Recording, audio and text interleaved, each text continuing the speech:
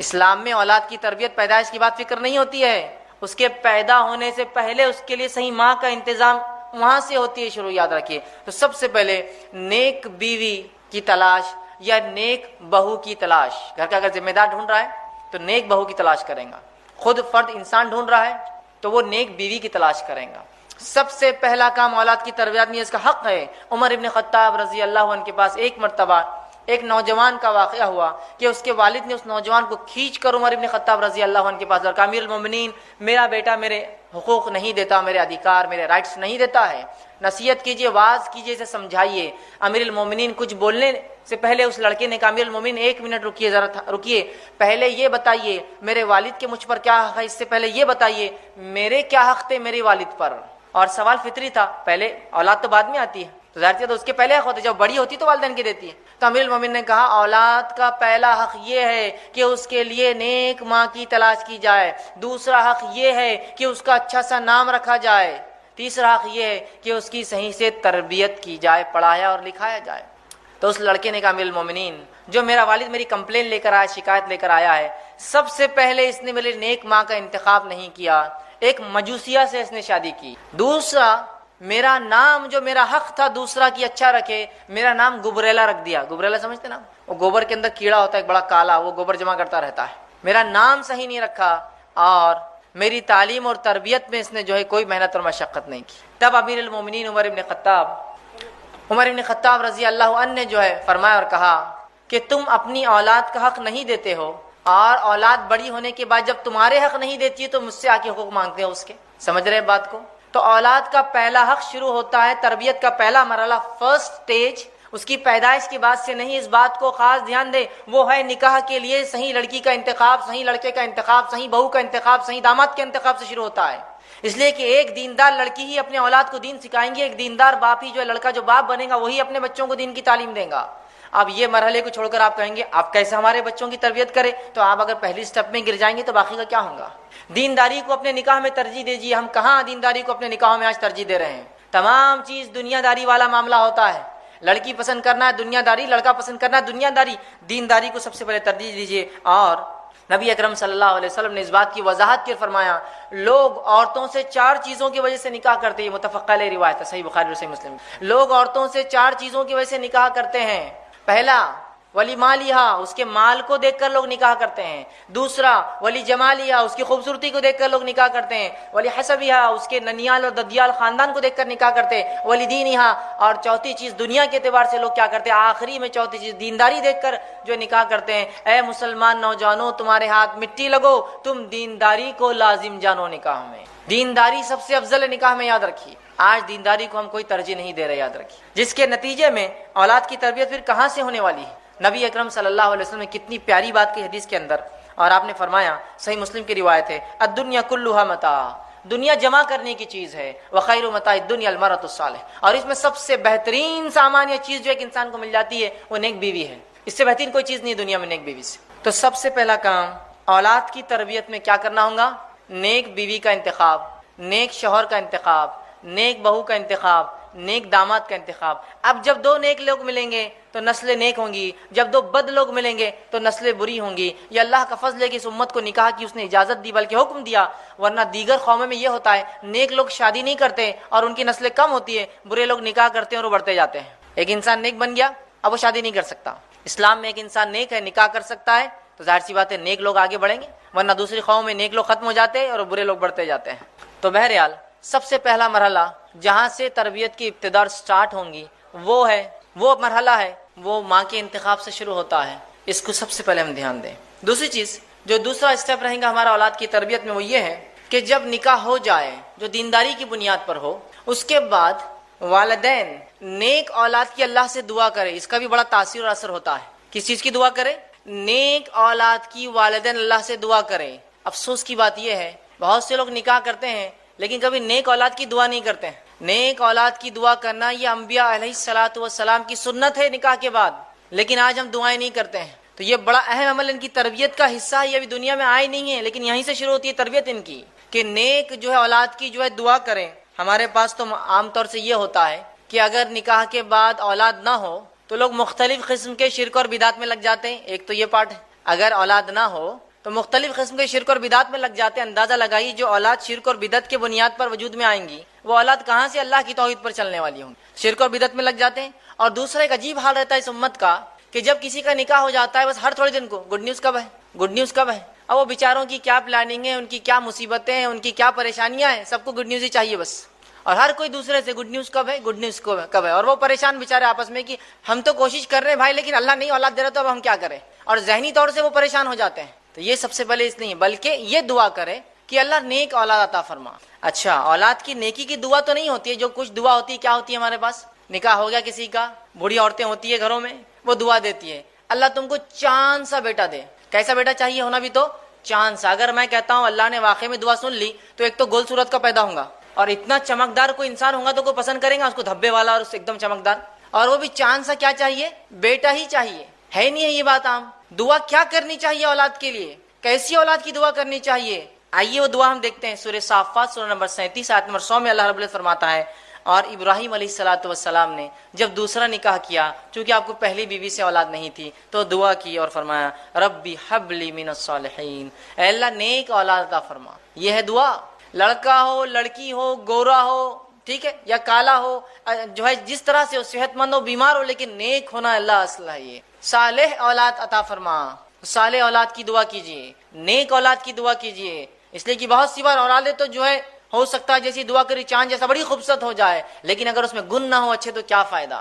ایک طرف دیکھیے آپ ادھر ابو لہب ہے جس کے تعلق سے روایت میں آتا ہے کہ اسے کسی بیٹے کا نام لہب نہیں تھا لیکن اتنا گورا چٹا تھا، عرب تھا کہ جب خوش ہوتا یا غصے میں آتا تو آنکھ کے انگارے جیسا لال ہو جاتا. لہب آنکھ کے انگارے کو کہتے تو ابو لہب. فائدہ ہے اس کی اس گوری چمڑی کا کچھ. اور وہاں بلال ہے جو حبشی ہے، نسلن جو ہے وہ جو ہے ابیسینین ہے، حبشی ہے، غلام ہے. دیکھنے کے اعتبار سے روایت میں آتا چپٹے ہیں، گال چپٹے ہیں، ہونٹ موٹے موٹے ہیں، کالے ہیں. لیکن بلال جنت میں جائیں گے. نبی اکرم صلی اللہ علیہ وسلم فرماتے ہیں میں جب معراج میں گیا تو بلال تمہارے چپلوں کی کھڑاؤں کی آواز میں نے جنت میں سنی. تو بلال جنت جائیں گے. ابو لہب کا تو اعلان ہو گیا دنیا کے اندر ہی. تو اصل چیز نیکی ہے، نیکی کی دعا. تو یہ دعائیں اثر رکھتی ہے، اولاد کی تربیت کا مرحلہ ہے. دوسرا ہم دیکھتے ہیں ابراہیم علیہ الصلوۃ والسلام اولاد کی دعا کرتے ہیں. سورہ غافر سورہ نمبر 40 آیت میں 14 میں ہے رب اجعلنی مقیم الصلاۃ ومن ذریتی ربنا وتقبل دعا. اے اللہ مجھے اور میری ذریت کو نماز کا پابند بنا، نماز قائم کرنے والا بنا.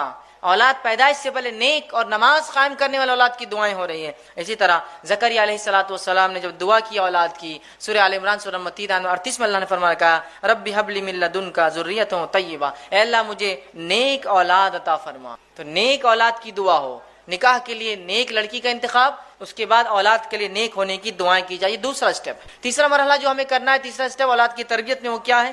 وہ یہ ہے کہ اسلامی طریقے سے اولاد کا استقبال ہوگا جب وہ دنیا میں آئیں گی. ہمارے پاس جب اولاد اللہ دے دیتا ہے، عطا فرما دیتا ہے، اس کا استقبال غیر اسلامی رسومات سے ہوتا ہے. جس کام کی شروعات ہی غیر شرعی ہو اس کا خاتمہ کیسا ہوگا اندازہ لگا لیجیے. غیر اسلامی رسومات سے ویلکم کرتے اپنے چلڈرنس کو، اپنے بچوں کو ہم لوگ اس دنیا کے اندر. اسلامی رسومات سے ویلکم کیجیے. اور اسلامی رسومات کیا ہے ویلکم کرنے کے؟ کہ جب بچہ پیدا ہو تو کسی نیک انسان کے پاس اسے لے جایا جائے، وہ کھجور چابیں گا اور اس کے منہ میں جو ہے ڈالیں گا. اس کے بعد جب 7 دن ہو جائے، 7 دن اسلامی اعتبار سے 7 دن ہو جائے تو 7ویں دن اس کے لیے عقیقہ کیا جائے، اس کا اچھا سا نام رکھا جائے ٹھیک ہے، اور اس کے سر کے بال نکالے جائے اور ان بالوں کے وزن کے برابر سونا چاندی یا روپیہ تقسیم کیا جائے. اور ایک عمل صحابہ سے ملتا تھا، جب سر کے بال نکالتے تو دودھ میں زعفران ڈال کر وہ سر کے اوپر لگایا کرتے تھے. یہ سب کرنا ہے. اب ہمارے بچوں کا ویلکم کیسے ہوتا ہے؟ کیسے ہوتا ہے؟ ایک ہوتا ہے چھٹی 6th ڈے پروگرام. ایگزیکٹلی شریعت کے بتاوے 7ویں دن سے 1 دن پہلے ہوتا ہے، لیکن شریعت جو بتاتی 7ویں دن نہیں ہوتا ہے. چھٹی کی ایک کوئی رسم ہوتی ہے، آپ کے پاس پتہ نہیں الگ ہوتی ہوں گی لیکن ہوتی ہے ہر جگہ. پوری عورتیں جمع ہوتی ہے، وہ دیا جلاتی ہے، اس پہ کچھ کاجل جمع کرتی ہے، چھوٹے چھوٹے برتن بچی ہو تو لا کے دیے جاتے ہیں، لڑکا ہو تو کچھ تحفے تحائف دیے جاتے ہیں. یہ چھٹی ہوتا ہے. اور اس کے بعد 40ویں دن ایک پروگرام ہوتا ہے، اس کو بولتے ہیں چلا. بڑے دھوم دھام سے وہ چلائے آ جائیے، چلائے آ جائیے، کارڈ بھی تقسیم ہوتے ہیں، ہال لیا جاتا ہے. جس بچے کا ویلکم غیر شرعی بنیادوں پر ہو رہا ہے، جس کا ویلکم 7th ڈے ہونا چاہیے تھا، 7ویں دن جو عقیقہ ہونا چاہیے تھا، نام، وہ تمام چیزیں چھوڑ کر ہم غیر اسلامی رسومات اپناتے ہیں. پھر بولتے ہیں اللہ یہ بچے ہمارے بے دینی کیوں ہو جا رہے ہیں؟ اس لیے کہ آپ نے تو شروعاتی ان کی بے دینی سے کی. کوششیں اثرات رکھتی ہے اپنے اندر، یہ بات طے ہے نا. کوششیں اثرات رکھتی ہے، بات طے ہے نا. کیا کوشش کی اس بچے کے ویلکم کے لیے آپ نے؟ یہ غیر اسلامی طریقے اور اگر کوئی کہے کہ بس 7ویں دن عقیقہ کرنا، ارے جانے دو، دیکھیں گے فلاں ہے، یہ ہے، اور کتنے لاکھ بہانے، نہیں وہ بچہ ابھی جو نانی کے گھر پیدا ہوا تو ابھی بیوی جو یہاں نہیں ہے، بچہ نہیں ہے تو ابھی عقیقہ کیا، نہیں ابھی ایک ساتھ اپن 4-5 بچے جمع کریں گے پھر ایک ساتھ عقیقہ کریں گے تاکہ بڑی دعوت ایک ساتھ ہو، ہے نا. ہوتا ہے بہت سے لوگ دیکھو اب کتنے بچے ہو گئے اپنے کو، 4 ہوگا، اب 4 کے حساب سے بہت ہو گیا نا، اچھا ہو گیا، 2 بکرے لڑکے کے، 2-3 لڑکیاں اور تو یہ 5 بکروں کی بڑی دعوت کریں گے اپن. یہ بچوں کو جمع کر کے دعوت کرنے کون سا طریقہ آپ نے نکالا ہے؟ 7ویں دن کر دینا ہے. اس لیے کہ نبی اکرم صلی اللہ علیہ وسلم فرماتے ہیں، جامع ترمذی کی روایت ہے، سمرہ بن جندب رضی اللہ عنہ اس کے راوی وہ کہتے ہیں عقیقے کے بدلے بچہ رہن ہوتا ہے. اور بزنس کمیونٹی رہن کیا ہوتا ہے زیادہ اچھے سمجھتی ہے. رہن کوئی چیز دے کر کوئی چیز لی جاتی ہے، رہن سمجھتے ہو. پھر بولتے ہیں بچے بیمار ہو جاتے ہیں، بچوں کو یہ ہو رہا، آپ نے اپنا رہن چھڑایا کہاں اب تک؟ رہن کسی چیز کے بدلے، گروی جس کو بولتے ہیں، بچہ رہن ہوتا ہے عقیقے کے بدلے میں. جب انسان عقیقہ کرتا ہے تو اس کو چھڑا لیتا ہے. تو لڑکا ہو تو آپ صلی اللہ علیہ وسلم کے تعلق سے مسند احمد کی روایت ہے جو ہے ماں عائشہ رضی اللہ عنہ فرماتی ہے جب لڑکا ہوتا تو اللہ کے رسول 2 جانور ذبح کرنے کا، 2 بکرے، 2 دمبے، 2 بکریاں کا حکم دیتے، اور جب لڑکی ہوتی تو 1 ذبح کرنے کا حکم دیتے. اسی طرح مسند احمد کی روایت ہے آپ صلی اللہ علیہ وسلم جب بچہ پیدا ہوتا تو اس کے بال نکالنے کی جو ہے اجازت دیتے کہ 7ویں دن اس کے بال، اس کو ایذا دینے والی چیز، چونکہ ماں کے پیٹ میں ان بالوں کے ساتھ رہا ہے، وہ بیماریاں اور ایذا دیتے ہیں، بال تکلیف دیتے ہیں، تو ایذا دینے والی چیز نکالنے کا حکم دیتے اور صحابہ بالوں کو نکالتے. ان بالوں کے وزن کے برابر نبی اکرم صلی اللہ علیہ وسلم سونا یا چاندی، آج کے زمانے میں ہم بولیں گے کیش، اس کے برابر تقسیم کرتے غریبوں میں. ٹھیک ہے. اسی طرح اگر لڑکا ہو تو اس کی ختنہ کیجیے. ٹھیک ہے. لیکن آج ہم دیکھتے ہیں ان تمام چیزوں کو چھوڑ کر بدعت اور خرافات ہم لوگ کرتے ہیں. 6 اور 40واں ہم کر رہے ہیں، چلہ جس کو کہتے ہیں. سنت کو جگائیے، ورنہ کیسے ہمارے بچے دیندار ہوں گے جن کا ویلکم اس طرح سے نہیں ہو رہا ہے.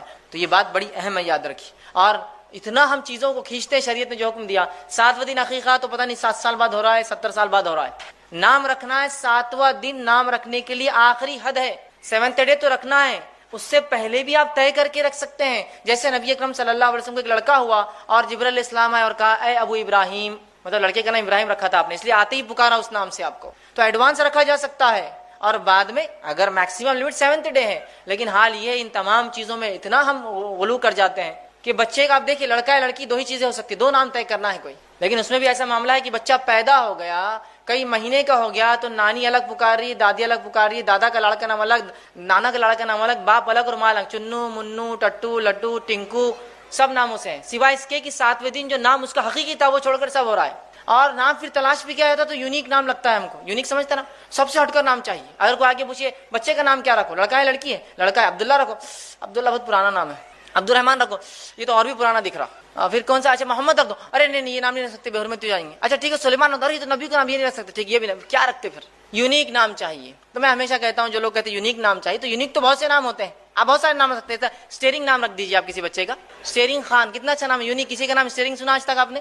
ہے نا، بمپر خان، اسٹیئرنگ خان، مڈگارڈ خان، کہیں بھی نہیں ملیں گے آپ کو. یونیک ایک دم سب سے ہٹ کر یونیک نیمز ہیں یہ پورے. نبی اکرم صلی اللہ علیہ وسلم فرماتے ہیں ناموں میں جو اللہ کو سب سے زیادہ بہترین نام، پسندیدہ نام ہے عبداللہ اور عبد الرحمن ہے. اس کے بعد انبیاؤں کے نام، ہم کو تو پسند نہیں آتی ہے کوئی نام. انبیاؤں کے 25 نام ہیں جو قرآن میں دیے گئے، اور باقی نام اللہ کے جو ہم سب جانتے ہیں جو ذاتی اور صفتی نام ہے. کہاں رکھتے ہیں، کہاں رکھتے ہیں؟ تو ان ناموں کو رکھیے، ان کی تاثیر، ان کے اثرات ہے کہ بچے کو کس تربیت کے، کس نہج پر، کس طریقے پر آپ چلانا چاہتے ہیں اس کے نام بتاتا ہے، انڈیکیٹ کرتا ہے. سمجھ رہے ہیں آپ بات کو؟ اور بچے میں وہ اخلاق نظر آنا شروع ہو جاتے بچپن سے. اگر کسی ایک بچے کا نام سلمان رکھا جائے، رکھنے کا وجہ سلمان فارسی ہے تو بچے میں سلمان فارسی جیسے اخلاق اور عادت اتوار ہوں گے. اور رکھنے کا نام دوسرے سلمان صاحب ہے تو پھر مشکل ہوتا ہے، بچے میں وہی سب چیزیں نظر آتی، پھر بولتی ہے ایسا ٹیڑھا میڑا کیوں ہو جاتا محفلوں میں جا کر، فلاں چیزیں کیوں کرتا، چونکہ اس کی تربیت ہی اس نام پہ ہوئی نا. نام نسبت جوڑتے ہیں نا کسی سے لے جا کر. ایک نو مسلم تھے، ان سے پوچھا گیا کہ آپ کیا نام پسند کریں گے اپنے لیے؟ تو کہا میں پسند کروں گا عبد الممیت. آپ نے عبد الحی نام تو بہت سنے ہوں گے نا، زندگی دینے والے کا بندہ. تو کہا میرے کو نام پسند ہے عبد الممیت، موت کو دینے والے کا بندہ. تو لوگوں نے کہا عبد الممیت کہاں نام رکھتے ہیں لوگ، تمہیں کیوں پسند ہے؟ تو کہا مجھے اس لیے پسند ہے کہ موت کے بعد تو اپنے رب سے ملوں گا جا کر، اس لیے عبد الممیت، موت کا دینے والا. نام رکھیے اللہ کے، انبیاؤں کے، اور جو ہے صحابہ کے نام جو ہے ہم رکھ سکتے ہیں. چوتھی چیز جو اولاد کا حق بھی ہے، یہ پورے حقوق بھی یاد رکھیے، نیک ماں کا چننا، دعائیں کرنا، ٹھیک ہے، اس کے عقیقہ کرنا، یہ سب حق بھی ہے اس کے، یاد رکھیے، اور تربیت کا حصہ بھی ہے. چوتھا اس کا حق بھی ہے اور تربیت کا حصہ بھی وہ یہ ہے کہ رضاعت، دودھ پلانا اس کو، یہ اس کا حق بھی ہے، یہ تربیت کا مرحلہ بھی ہے. ٹھیک، یہ بڑی اہم چیز ہے، اس لیے کہ ماں کا دودھ وہ تقاضوں کو پورے کرتا ہے جو صحت کے لیے، تندرستی کے لیے، توانائی کے لیے ضروری ہے، اور ساتھ میں وہ غذائیت بھی ہوتا ہے اس کے لیے، یاد رکھیے. اور اس سے بڑھ کر جو چیز ہوتی ہے وہ ممتا ہے، وہ ریلیشن شپ ہے، وہ محبت اور الفت جو ماں سے ہوتی ہے، جو دودھ کے ڈبوں میں وہ صفت نہیں آ سکتی کبھی، یاد رکھیے، مجبوریاں الگ چیز ہوتی ہے۔ اسی طرح ہم دیکھتے ہیں عمرو بن عاص رضی اللہ عنہ اپنے بیوی سے کہا کرتے تھے جب ان کے بچے کو دودھ پلاتی کہ دیکھ اپنے بچے کو ایسا دودھ نہ پلانا جیسے جانور اپنے بچوں کو دودھ پلاتے ہیں، اس لیے کہ دودھ اس نیت سے، اس محبت اور الفت سے پلانا کہ تجھ پر اللہ کی ایک مخلوق ڈیپینڈ ہے اور وہ پرورش پا رہی ہے، یہی بچہ آگے چل کے اللہ کی عبادت کرے گا اور کہیں نیک کام کرے گا،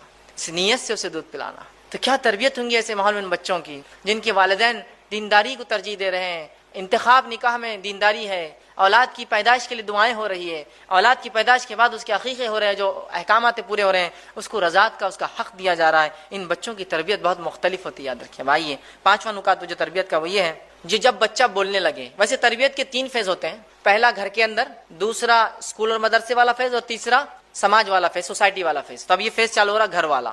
اب بچہ پیدا ہو گیا، عقیقہ ہو گیا، نام رکھ دیا، ٹھیک ہے، رضاعت کا اس کا ہو گیا۔ اب رضاعت کے ہی عمر کے اندر کبھی کبھار بچے بولنے لگتے ہیں، یا اس کے بعد 2 سال تک بچے بولنے لگتے ہیں۔ اب جب بچہ بولنے لگے تو تربیت کا ایک اہم مرحلہ چالو ہو جاتا ہے۔ حالانکہ بچہ جب نہیں بھی بولتا ہے تو وہ تربیت پاتا ہوتا ہے، سیکھتا رہتا ہے۔ وہ اس اعتبار سے کہ بچے بولتے نہیں ہیں لیکن جو سنتے ہیں ان کو کیپچر کرتے رہتے ہیں، اور جب بولنا سیکھتے ہیں تو وہی باتیں بولتے ہیں جو وہ بچپن میں سنتے آ رہے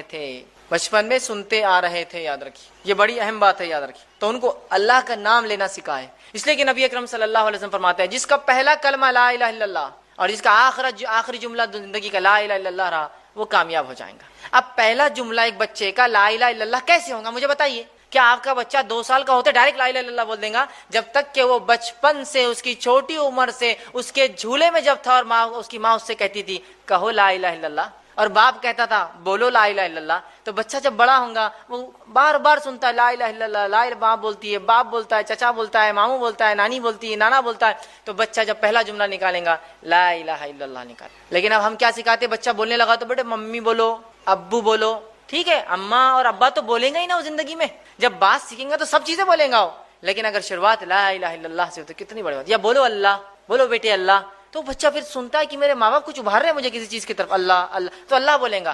ہمارے پاس تو یہ کہ اللہ تو بہت اس سے زیادہ کچھ دوسری چیزیں سنتا ہے دن اور رات، ہے نا۔ ٹی وی کے سامنے بچہ پڑا ہے، چھوٹا سا بچہ 2-3 منٹ ٹی وی دیکھتے رہتا ہے، اور والدین فخر سے بولتے ہیں اتنا چھوٹا لیکن اتنی ٹی وی دیکھتا ہے، سنتا ہی نہیں ہماری۔ تو پھر وہ لا الہ نہیں بولتا ہو، پھر وہ کیا کیا بولتے ہوئے بڑا ہوتا ہے وہ بولنے کی ضرورت نہیں مجھے۔ ماں باپ کو کبھی بولتے رہے مہمان آئے تو اپنے بچے کو اندر رکھو، یہ کچھ بھی بکتا کر، کچھ بھی بکتا اندر کرو، کیوں تو اس نے جو سنا وہ بک دیتا ہے وہ۔ تو بچے ایک ریکارڈر ہوتے ہیں، ایمٹی ریکارڈر، جو سنتے ہیں ریکارڈ کرتے جاتے ہیں، اور جب بولتے ہیں وہ سب بولتے ہیں جو انہوں نے اتنے 1-2 سال میں ریکارڈ کیا ہے، بولنے لگ جاتے ہیں، سمجھ رہے آپ؟ تو انہیں اللہ کا نام لینا سکھا۔ وہ عمر سے جب 1 مہینہ 2 مہینے کا ہے تب سے اس کو ترغیب دو، بیٹا کہو لا الہ الا اللہ۔ تو جب وہ بولیں گا پہلی بار 12 مہینے میں یا 13 مہینے میں یا 14 مہینے میں یا 2 سال میں، تو کہیں گا لا الہ الا اللہ۔ بڑی بات ہے، یاد رکھیں، یہ بڑے اہم مراحل ہیں۔ جب بولتا ہے، ہمارے پاس تو حال یہ ہے کہ اسے توتلی زبان میں گالیاں سکھاتے ہیں لوگ، سکھاتے ہیں نہیں سکھاتے ہیں؟ اور دیکھو ہمارا بچہ کتنی توتلی زبان میں تتے بولتا ہے، سکھاتے ہیں نہیں سکھاتے ہیں؟ اور مہمانوں کے سامنے بولو بیٹا بولو، ایک بار بولو انکل کو کیسا آپ بولتے، تو انکل کو آگے بولتا تتے۔ اب اس کے بعد جب بڑا ہوتا اور جب وہ صحیح زبان سیکھتا اور جب بولتا انکل کو کتے، تو پھر پتا چلتا انکل کو کیا ہوا، اور ماں باپ کو پتا چلتا اب کیا ہوا، ہوتا ہی نہیں ہوتا ہے۔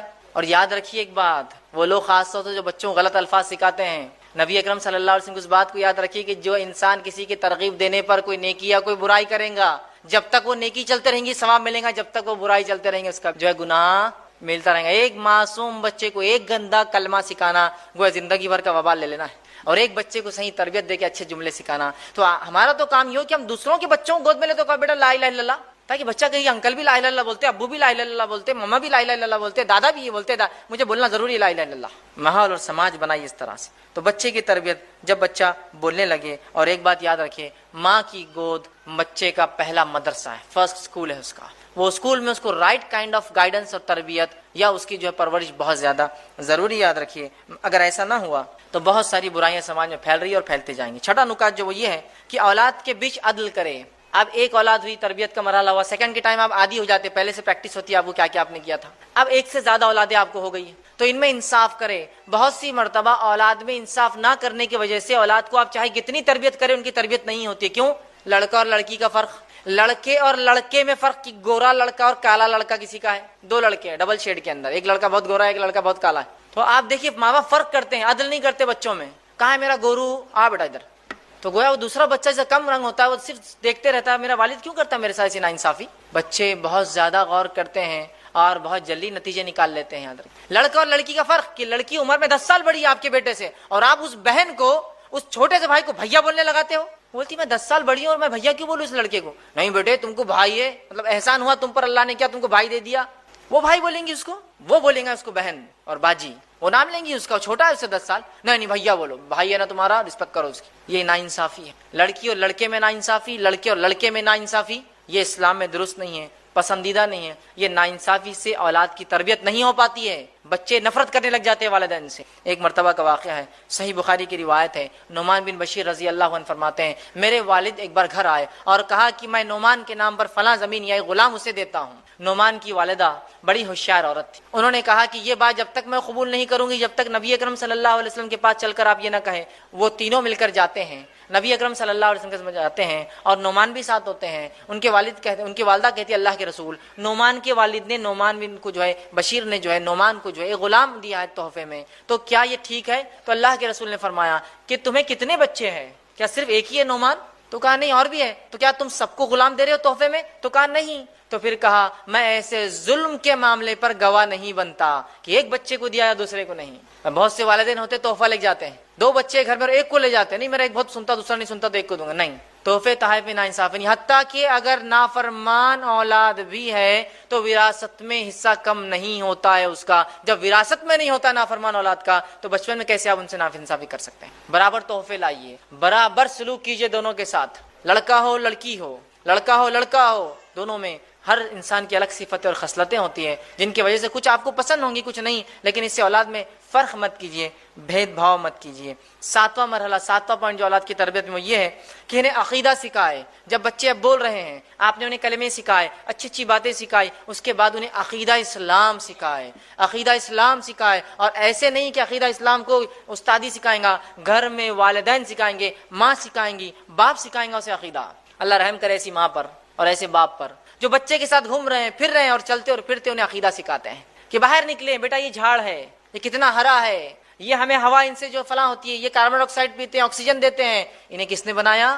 اللہ نے. اس بچے کے دل میں اللہ کی توحید جاگتی ہے, اس کی ربوبیت جاگتی ہے, اس کی محبت جاگتی ہے. کیسا میرا رب ہے جس نے میرے لیے انتظام کیا جھاڑوں کا. اور یہ جانور ہے بیٹا کس نے بنایا انہیں؟ اللہ نے, جن کا ہم فائدہ اٹھاتے ہیں. یہ گھر ہمیں دیا, کس نے دیا ہمیں یہ گھر؟ اللہ نے. بیٹا اس کا ہم دیکھو کتنی فائدہ, ان نعمتوں کا شکر ادا کرو بیٹا. بچوں کو سکھائیے. عبداللہ بن عباس رضی اللہ عنہ فرماتے ہیں میں چھوٹا تھا, نبی اکرم صلی اللہ علیہ وسلم کے ساتھ اونٹ پر سوار ہوا, اور سوار ہونے کے بعد اللہ کے رسول نے مجھے کچھ باتیں سکھائی. یہ تربیت کی بڑی اچھی باتیں جو اللہ کے رسول نے عبداللہ کو سکھائی تھی. آپ صلی اللہ علیہ وسلم نے چھوٹے تھے سکھایا اور فرما کہا. پہلی چیز جو نصیحت کی عبداللہ کو, جو جامع ترمذی کی روایت ہے اس کے اندر جو ہے 5 نصیحتیں, اور مسند احمد کی روایت میں اضافی اور 3 نصیحتیں, 4 نصیحتیں, ٹوٹل 9 نصیحتیں. پہلا کہا تربیت کر رہے بچے کے عقیدے کی, کہا عبداللہ سے تم اللہ کے احکام کی حفاظت کرو, وہ تمہاری حفاظت کریں گا. عبداللہ اے بیٹے, اے غلام, اے پیارے لڑکے, تم اللہ کے احکام کی حفاظت کرو, اللہ تمہاری حفاظت کرے گا. تم اللہ کے احکام کی حفاظت کرو گے, تم اسے اپنے سامنے پاؤ گے مدد کے وقت, اس کی جب تمہیں ضرورت ہوں گی, تکلیف میں ہوں گے, اس کی مدد تمہارے سامنے ہوں گی. پھر فرمایا تیسری بات, جب تم کو کوئی سوال ہو تو اللہ سے کرنا. جب کوئی چیز مانگنا ہو بیٹا تو کس سے مانگنا؟ اللہ سے مانگنا. پھر فرماتے اللہ کے رسول چوتھی بات, جب جو ہے مدد طلب کرو تو اللہ سے بیٹا مدد طلب کرنا. 5ویں بات فرماتے یاد رکھو ساری دنیا بھی اگر تمہارے خلاف جمع ہو جائے تو کچھ نہیں بگاڑ سکتی سوائے وہ جو اللہ چاہے, اور ساری دنیا بھی جمع ہو کے تمہیں کچھ فائدہ پہنچانا چاہے تو کچھ فائدہ نہیں پہنچا سکتی سوائے جو اللہ چاہے. کیسا عقیدہ بنا رہے اس بچے کا مضبوط. اب یہ بچہ آپ کو لگتا ہے کہ کہیں بھی جا کر سر ٹکیں گا اور کبھی اپنے زندگی میں شرک اور جو بدعت اور خرافات کریں گا؟ بالکل نہیں. اسی طرح مسند احمد میں اور آگے نصیحتیں 4 اور اضافی ہے. چھٹی بات جو اس روایت میں آتی وہ یہ ہے, خوشحالی میں اس کی طرف رجوع کرنا اے بچے, تو پریشان حالی میں اللہ تمہیں کبھی فراموش نہیں کرے گا. خوشحالی میں یاد رکھنا تم اللہ کو, وہ تمہیں جو ہے کبھی فراموش جو تنگ دستی میں نہیں کریں گا. آگے 7ویں نصیحت کرتے یاد رکھو جو چیز تمہیں نہیں ملی ہے بیٹا, اے بچے, تو تمہیں نہیں مل سکتی تھی, اور جو تمہیں مل گیا تم سے وہ کوئی نہیں چھین سکتا ہے. کیا پیاری تربیت دے رہے اس بچے کو. پھر آگے فرماتے اللہ کے رسول اور کہتے ہیں یاد رکھو اللہ کی مدد صبر سے وابستہ ہے. بچے کو اللہ کی مدد صبر سے وابستہ ہے, کوشش تکلیف کے ساتھ ہے. پھر فرماتے ہیں آسانی تنگی کے ساتھ ہوتی ہے. کتنی پیاری پیاری نصیحتیں اس بچے کو عقیدے کے طور پہ نبی اکرم صلی اللہ علیہ وسلم سکھا رہے ہیں. ٹھیک ہے. 8واں پوائنٹ جو اولاد کی تربیت میں ہم یاد رکھیں گے وہ یہ ہے, بچے کی تربیت میں ماں کا کردار، بچے کی تربیت میں ماں کا کردار۔ اب آپ کہیں گے باپ کا کردار کہاں گیا؟ باپ کا کردار آ رہا ہے، باپ کا کردار آ رہا ہے، لیکن پہلے ماں کا کیوں رکھا میں نے؟ پہلے کیوں رکھا؟ اس لیے کہ ماں اولاد کی تربیت کے لیے اصل ذمہ دار ہے، باپ بھی ہے لیکن ماں اصل ہے۔ آپ کہیں گے وہ کیسے؟ ابو داؤد کی روایت، ایک شخص آ کر کہتا ہے اللہ کے رسول صلی اللہ علیہ وسلم میرے ماں باپ میں سے میری خدمت کا پہلا حقدار کون ہے؟ کہا ماں۔ دوسرا حقدار کون ہے؟ تو کہا ماں۔ کہا تیسرا حقدار کون ہے تھرڈ لیول پر؟ تو کہا ماں۔ کہا چوتھا حقدار کون ہے؟ تو کہا تیرا باپ، تمہارے والد۔ والد کا رینکنگ کیا آئی؟ فورتھ۔ اگر اس اعتبار سے دیکھا جائے تو gold medal goes to father, gold medal گیا باپ کو، جو معاف کرنا ماں کو، سلور میڈل گیا ماں کو، برونز میڈل گیا ماں کو، اور باپ کو صرف پارٹیسپیشن پرائز ملا، صرف فورتھ لیول پر آتا ہے وہ۔ جب اسلام ماں کو یہ درجہ دے رہا ہے تو کچھ وجہ ہوں گی نا اس کے پیچھے۔ اگر آپ کو ایک پوزیشن اور پوسٹ دی جاتی سماج میں تو کیا آپ ناکارہ نااہل کام نہ کرنے کی وجہ سے دی جاتی ہے یا کام کی وجہ سے دی جاتی ہے؟ اسلام نے عورت کو ماں کا جو مقام دیا ہے وہ اس لیے اتنا اونچا ہے کہ اس کا مقام، اس کی اہمیت اور اس کی تربیت سب سے اول ہے، اس لیے اس کا اہم۔ اور اسی لیے اسلام نے عورتوں کو کام سے اور تجارت سے دور رکھا، اس لیے کہ ان کو سب سے امپورٹنٹ ورک کرنا ہے سماج کا، لڑکے اور لڑکیوں کی تربیت کرنا ہے۔ سمجھ رہے ہیں آپ؟ اسی لیے ان کو گھر میں رکھا، ذمہ داریاں دی کمائی کی، چونکہ اسلام جانتا ہے بہت اہم کام کرنا ہے عورتوں کو، ٹھیک ہے؟ تو ماں کا پہلے کردار ہے، اور یاد رکھیے ماں کا کردار اتنا اہم اور اصل ہے کہ اولاد باپ کے مقابلے میں ماں کے عقیدے پر ہوتی ہے، اولاد باپ کے مقابلے میں ماں کی عقیدت پر ہوتی ہے، یاد رکھیے۔ سمجھ رہے ہیں بات کو؟ یہ لوگ غور سے سنیں جو دینداری کو نہیں دیکھے خوبصورتی کو ترجیح دیتے ہیں۔ اولاد باپ کے مقابلے میں ماں کے عقیدے پر ہوتی ہے، مطلب اولاد ماں کی بات زیادہ سنتی ہے باپ کے مقابلے میں۔ اگر باپ کہے کہ اس گھر میں آج اس دن یہ چیز نہیں ہوں گی، وہ قائل نہیں اس چیز کا، وہ کہہ کے چلا جائے تو وہ عورت بچوں کو بولتی بیٹا ابو آئے نا شام میں نہیں بولنا، وہ سب کرتی ہے۔ جب شام میں ابو آتے آج کچھ ہوا تو نہیں، بچے بولتے ابو کچھ بھی نہیں ہوا آج، بھی بولتی نہیں آپ نے نہیں بولے بات میں کیسا کر سکتی کوئی چیز۔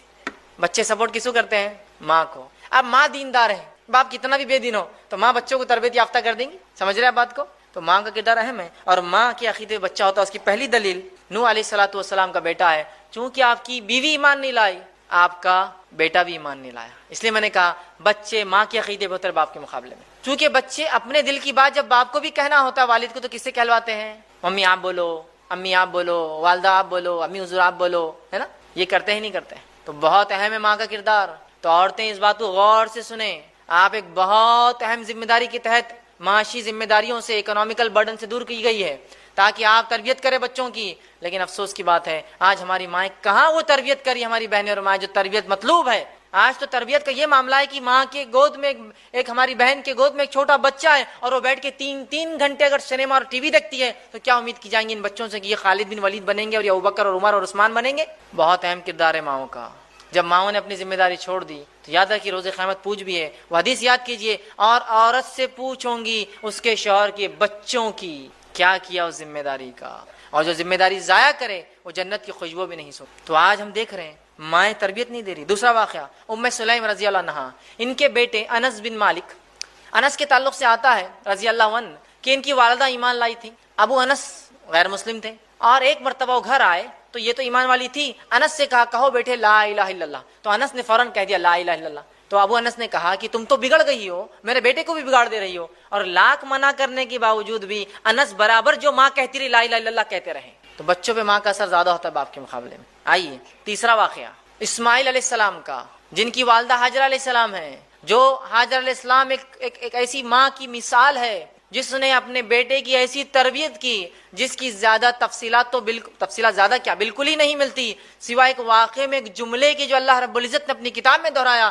وہ جملہ بتا دیتا ہے کہ کیا تربیت تھی ہاجرہ کی اسماعیل کے معاملے میں علیہ السلام، کیا تربیت تھی۔ ابراہیم علیہ السلام چھوڑ کر گئے اس شیرخوار جو اسماعیل کو اور اپنی بیوی کو، لیکن اس کے بعد جب ایک حکم ہوتا ہے خواب کے ذریعے کہ جا کر اپنے بیٹے کو ذبح کر دو، اس بیٹے کو لے کر نکلتے ہیں اور کہتے ہیں بیٹا میں نے خواب دیکھا ہے، انی تذبحک فانظر ماذا تری، اس خواب میں میں دیکھتا ہوں میں تجھے ذبح کر رہا ہوں، اب تو بتا کیا کرنا ہے۔ تو بیٹے کا ایک جملہ حاجرہ کی تربیت کا کنکلوژن ہے، بیٹا کہتا ہے کہ اے میرے والد کر گزریے تفعل ما تؤمر، کر گزریے جو رب کی طرف سے حکم آپ کو آتا ہے، ستجدونی انشاءاللہ من الصابرین، آپ مجھے انشاءاللہ صبر کرنے والوں میں پاؤں گے۔ یہ ایک جملہ اسماعیل کا ان کی ماں کی تربیت بتاتا کیا تھی جو ایسی کی تھی ہاجرہ نے، ایک یونیک تربیت کہ باپ آ کر کہتا ذبح کرنا ہے اور بیٹا کہہ رہا ہے کر گزریے جو آپ کرا وہ آپ کو دیتا ہے، انشاءاللہ میں صبر کرنے والوں میں۔ تو بچے ماں کے عقیدے پر ہوتے ہیں، ماں دیندار تھی اسماعیل بھی دیندار تھے، اور اس حد تک کہ جو کہا بس کرنا ہے تو آپ کر دیجئے خود بات، ہے نا۔ اسی طرح ہم دیکھتے ہیں اس مرحلے میں ایک چیز کو خاص خیال رکھیں، وہ یہ ہے کہ مائیں اور باپ دونوں مل کر بچوں کو لاڑ اتنا نہ کر دے کہ بچے لاڑ میں، عام زبان میں کہتے ہیں، سڑ نہ جائے، ورنہ بہت سی بار اتنا لاڑ ایکسٹراڈنری ہو جاتا ہے کہ پھر بعد میں بچوں کو کنٹرول کرنا ناممکن ہو جاتا ہے۔ سمجھ رہے آپ بات کو؟ تو یہ مرحلہ بہت اہم ہے۔ اور ایکسٹراڈنری لاڑ، جس کو عام زبان میں کہتے ہیں کہ سونے کا نوالا کھلائیے لیکن کڑوی نظر سے دیکھیے ان کو، سخت معاملہ ہوگا، سب کیا کھانا ہے، کیا پینا ہے، کیا دینا ہے، سب کیجیے جو کرنا ہے، لیکن تربیت کی اور بد اخلاقی کی اور کسی دوسرے معاملے میں ذرہ برابر بھی چھوٹ نہیں ہے بچوں کو ہمارے۔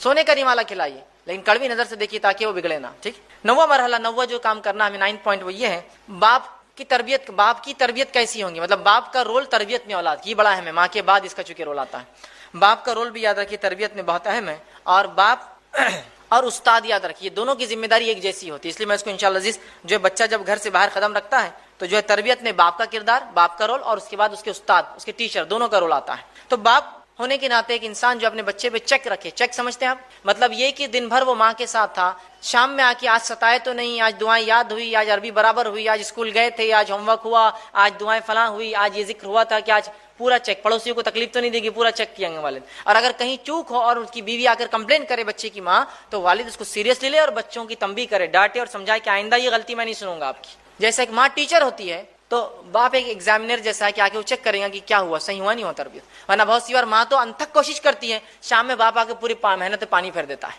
کہ بچے آ کے بولتے ہیں ابو ابو آج امی نے ایسا کرے، اور الٹا جو ہے وہ آدمی، اس کی بیوی کہتا ہے کیوں ایسا کرے میرے بچوں کو، بچے شیر بن جاتے ہیں، پھر ان کو پتہ چل گیا ماں کی نہیں سننا ہے اپنے کو۔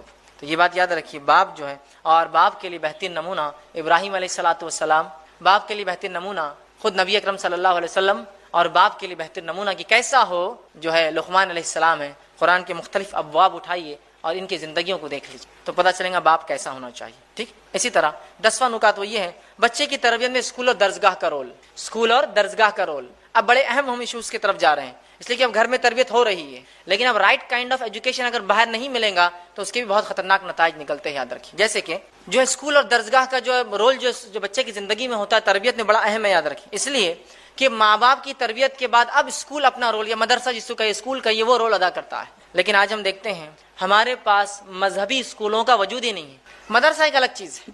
ایسے اسکول کی تو ہمارے کتنے پرسنٹیج بچے مدرسوں میں جاتے ہیں بتائیے آپ؟ پورے امت کے میں سمجھتا ہوں 3 سے 4 یا 5 یا 10% بچے مدرسوں میں جاتے ہیں، باقی بچے کہاں جاتے ہیں؟ اسکول۔ آج ہمارے پاس اسلامک اسکول کا کوئی تصور نہیں ہے، لیکن آج ایسے اسکولوں کی اتنی سخت کمی ہے، ارے اسکول تو بہت دور کی بات ہے، ایسی دینی درسگاہوں کی بھی کمی ہے جو دینی درسگاہ ہمارے بچوں کو کتاب اور سنت کے مطابق تعلیم دے۔ ہوتا ہے نا کچھ اسکول چلیے اب نہیں ہے ایسا اسکول، تو ہمارے بچے اسکول الگ پڑھتے ہیں، مدرسہ جاتے ہیں، جا کے مکتب میں سیکھتے ہیں، ان مکتبوں کا بھی انتظام نہیں ہے ہمارے پاس۔ اور اگر ایسے اسلامک اسکول نہیں ہے تو انہیں ڈالیے، اور اگر نہیں ہو سکتا تو اپنے بچے کو بہت طے کر کے ایسے سیکولر اسکولس میں ڈالیے جہاں مذہب کی کوئی چھاپ نہ ہو، ورنہ پتہ نہیں وہ کون کون سے مذہب کے بچپن سے قائل ہو جائیں گے۔ یاد رکھیے بچے بڑے اثر لیتے ہیں چیزوں کا، تمام تر وسائل ہونے کے باوجود بھی ہم نے آج جو ہے اسکولوں میں جو ہے وہ نظم اسلامک اسٹڈیز کا نہیں لایا، یا ایسے مکتب اور مدارس نہیں قائم کرے جو خالص کتاب و سنت کی تعلیم دے۔ اسی طرح آج ہم دیکھتے ہیں جو کچھ تھوڑے بہت پیرنٹس ہیں جو دھیان دیتے ہیں وہ صرف دنیاوی ایجوکیشن پر دیتے ہیں، دینی ایجوکیشن غائب ہے ان کے پاس، صرف دنیاوی ایجوکیشن۔ دینی تعلیم کو بھی اہمیت دیجیے، اس کے لیے نظم قائم کیجیے، اس کے لیے سسٹم بنائیے۔ یاد رکھیے جتنا پیسہ اسکول میں ڈالتے ہیں میں سمجھتا ہوں اس سے زیادہ پیسہ آپ نے دینی تعلیم میں ڈالنا چاہیے، اس لیے کہ اگر یہ بچہ مر جائے گا تو آخرت میں جو چیز کام آئیں گی وہ یہی تعلیم ہے۔ اس کے لیے ہم جو ہے کوشش کریں اور اس کے لیے ہم تمام ذمہ دار ہیں۔ 11واں پوائنٹ وہ یہ ہے، اور انشاءاللہ کچھ اور پوائنٹس رکھ کے بات ختم کروں گا، وہ یہ ہے کہ بچے کی تربیت میں اب دوست اور احباب مطلب اس کے اب دوست اور فرینڈ سرکل کا بڑا امپورٹنس ہوتا ہے۔ اب یہ تھا مرحلہ پیدائش، گھر کی تربیت وہ سب ہوا، اسکول کی تربیت ہو گیا، اب آیا معاملہ دوستوں۔ ایک بچے کو لاکھ اچھی تربیت دینے کے بعد بھی ایک غلط دوست پوری زندگی کی آپ کی محنت پہ پانی پھیر سکتا ہے۔ لہٰذا ہمارے بچوں کے کون دوست اور کون سہیلیاں ہوں نہ ہو اس کو طے والدین کریں گے، ہم کریں گے۔ بیٹا آج کس کے ساتھ ہے؟ امی آج ہم عبداللہ کے ساتھ ہے۔ بیٹے عبداللہ کون ہے؟ عبداللہ فلاں انکل کے بچے، اچھا وہ انکل کون ہے؟ نکالیے ڈیٹیلز، کہیں ایسا تو نہیں ہمارا بچہ حرام خور لوگوں کے ساتھ یا ایسے لوگ جو حرام خوری کرتے ہیں ان کے ساتھ یا لوگوں پہ اور انسانیت پہ ظلم کرتے ہیں ان کے ساتھ رہے، ورنہ وہ بگڑ جائیں گا۔ تو والدین طے کریں گے بچے کس کے ساتھ رہیں گے، اس لیے کہ نبی اکرم صلی اللہ علیہ وسلم کی حدیث ہے جو الایمان میں علامہ ابن تیمیہ لے کر جنہوں نے اس حدیث کو لایا ہے، جو کہ ناصر البانی رحمہ اللہ نے اس کو حسن درجہ دیا، آپ نے فرمایا کہ اللہ کے رسول نے آدمی اپنے دوست کے دین پر ہوتا ہے، لہٰذا تم میں سے کسی کو بھی اس چیز کا خیال رکھنا چاہیے کہ کس سے دوستی کرتا ہے۔